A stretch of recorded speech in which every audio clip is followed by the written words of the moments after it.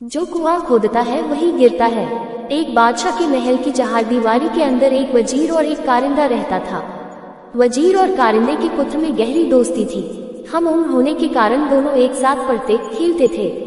वजीर के कहने पर कारिंदे का लड़का उसके सब काम कर देता था। वह वजीर को चाचा कहकर पुकारता था। बादशाह कारिंदे के पुत्र को बहुत प्रेम करता था। बादशाह की कोई संतान नहीं थी, इसलिए वे कारिंदे के पुत्र को अपने पुत्र के समान ही समझते थे। बादशाह ने उसे महल और दरबार में आने जाने की पूरी छूट दे रखी थी। कारिंदे के पुत्र के प्रति बादशाह का प्रेम देखकर वजीर को बहुत ईर्ष्या होती थी। वजीर चाहता था कि बादशाह केवल उसके पुत्र को ही प्रेम करे। यदि बादशाह ने उसके पुत्र को गोद ले लिया तो बादशाह की मृत्यु के बाद उसका पुत्र ही राजगद्दी पर बैठेगा।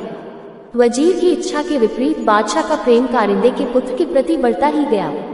बादशाह वजीर के पुत्र को जरा भी पसंद नहीं करते थे, इसलिए वजीर कारिंदे और उसके पुत्र से मन ही मन ईर्ष्या करने लगा। वजीर ने कारिंदे के पुत्र को मारने का निश्चय किया। वजीर ने कारिंदे के पुत्र को रुमाल और पैसे देकर गोश्त लाने के लिए कहा। वजीर ने कारिंदे के पुत्र को अच्छी तरह समझाया कि गोश्त बाजार में गली की नुक्कड़ वाली दुकान से ही लाना। कारिंदे का बेटा रुमाल और पैसे लेकर बाजार की ओर चल दिया। उसने देखा कि उसका मित्र वजीर का बेटा भी वहां पर खेल रहा है। वजीर के लड़के ने कारिंदे के पुत्र से कहा कि तुम मेरा दांव खेलो, मैं जाकर गोश्त ले आऊंगा। कारिंदे के पुत्र ने उसे पैसे और रुमाल देकर दुकान का पता बता दिया। इस प्रकार वजीर का पुत्र गोश्त लेने चला गया और कारिंदे का पुत्र दांव खेलने लगा। वजीर के पुत्र ने दुकानदार को पैसे और रुमाल देकर कहा कि इसमें गोश्त बांध दो। कसाई ने रुमाल में बने हुए निशान को पहचान लिया। इस रुमाल को वजीर ने कसाई को दिखाते हुए कहा था कि जो लड़का इस रुमाल को लेकर गोश्त लेने आए तुम उसे मौत के घाट उतार देना। कारिंदे के पुत्र को मारने के लिए वजीर ने कसाई को पैसे भी दिए थे। कसाई ने अंदर भट्ठी जलाकर सारी तैयारी पहले ही कर ली थी। कसाई ने रुमाल और पैसे लेकर उस लड़के को वहां बैठने के लिए कहा और स्वयं अंदर गोश्त लेने चला गया। तभी वहां पर लड़का भी चला गया।